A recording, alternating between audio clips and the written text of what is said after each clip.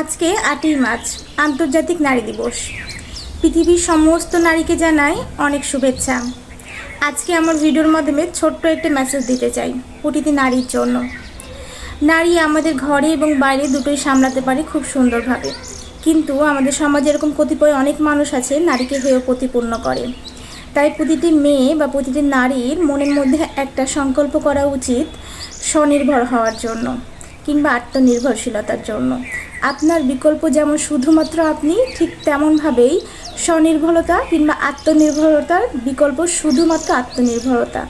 এর বিকল্প অন্য কিছু হতে পারে না। আপনার খুব শখের কোনো জিনিস বা প্রয়োজনীয় কোনো কিছু যখন কিনতে চাইবেন, আপনার পরিবারের কাউকে বললে তারা আপনার শখটা বুঝবে না, আপনাকে হয়তো বা তুচ্ছ তাচ্ছিল্য করবে বা অনেক নিগ্রহের শিকার হবেন।